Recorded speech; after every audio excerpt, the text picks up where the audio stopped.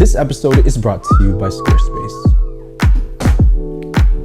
Today I wanted to talk about how I optimize my film photographs for Instagram. And there's just a huge community of film photographers on Instagram, and I get a ton of DMs and questions about how I optimize my images because I tend to put some borders on there, or they'll say the quality of your Instagram posts are really, really nice. And so I wanted to share my process, which usually takes about 5 to 10 minutes of preparation before uploading to Instagram, and it's all going to be done through your phone. So if you have your phone, you have everything you need. There are a couple of apps that I use.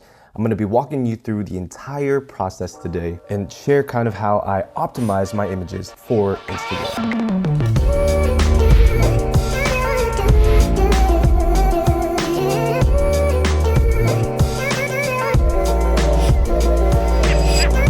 Okay, first thing you're gonna do, take a sip of some coffee.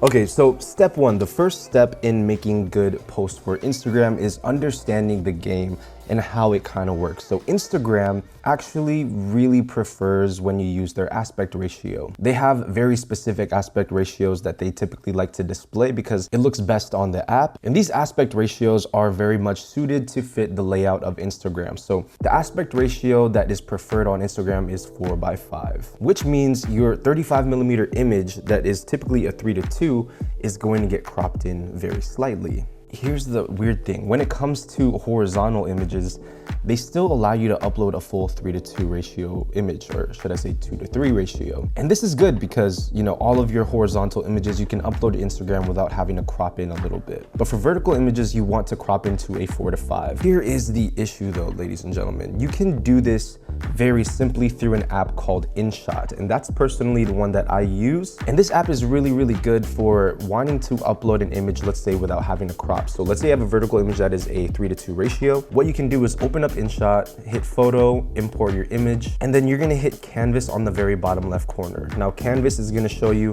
the different aspect ratios for the different apps. So Instagram, as you can see, is the first two. There's a 1:1 ratio, which is a square. Now here's the thing, you can still upload square images on Instagram. And this means you can take any image, whether it's the aspect ratio of 2:3, 3:2, 9:16, whatever aspect ratio, and you can put it within that square frame to show your image. All you gotta do is click on it, hit zoom, and then from here on out, you can kind of adjust it to fit the entire thing. So that's the workaround, and those are kind of the little tips that you need to know about how to optimize your film photographs to best fit on Instagram. One thing I do want to mention as well is Instagram will often compress your upload.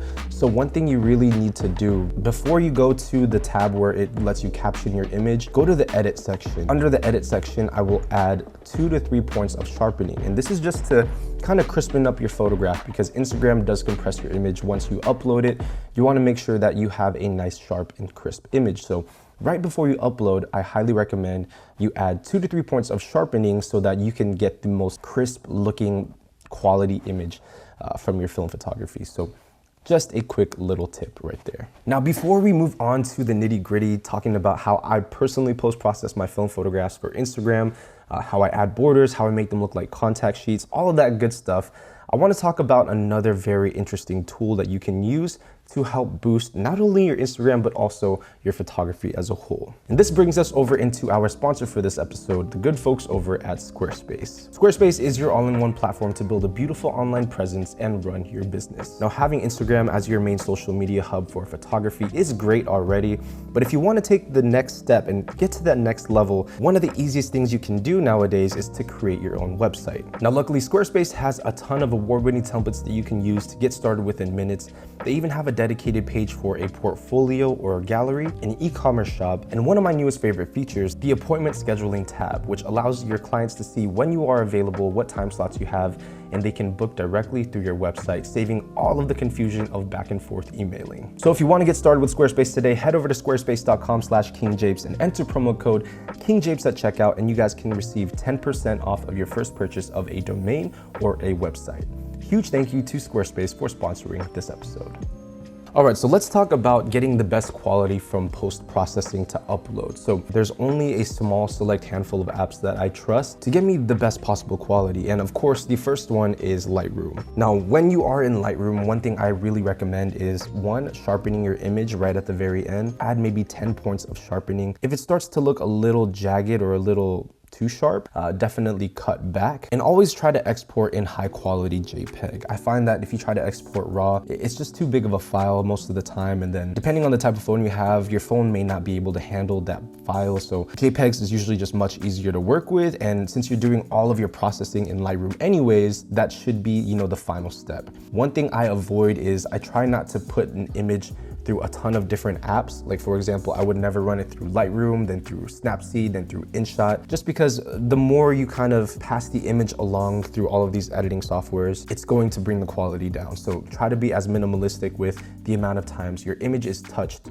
through an app before you upload it to Instagram. Now, when it comes to adding borders, there's a couple of different ways to do this. And borders give you a really nice way to, one, make the image look more like film, because typically when you scan film, you'll have like a black bar at the very top, on the bottom, or on the sides, because you are scanning the negative itself. But most of the time, if you're like me and you're just getting scans from a lab, they will not include those. So if you want to add a black border, the app that I use personally is Snapseed. Snapseed, of course, is another free app, and pretty much it's just an editing software app. But at the very bottom here, there's a tool called Borders. I'll take my image after I already crop it to fit Instagram, the 4:5, for example, and I will find the borders, and then I will add a black border or a white border, just depending on how I feel, and it always changes for each image. This just gives it a little bit more of a film natural feel.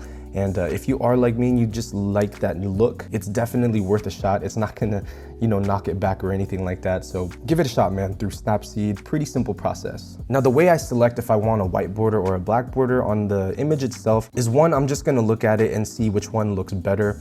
But there are a couple of things I try to keep in mind. Something I'll do is I will add a black border just to kind of keep that image looking contained and tight. There's like a certain illusion to it that makes it pop a little bit more from the background of Instagram. And so oftentimes I will utilize one or the other to make those images look better. Now, I mentioned this a little bit earlier on, but I want to dive a little bit more in depth.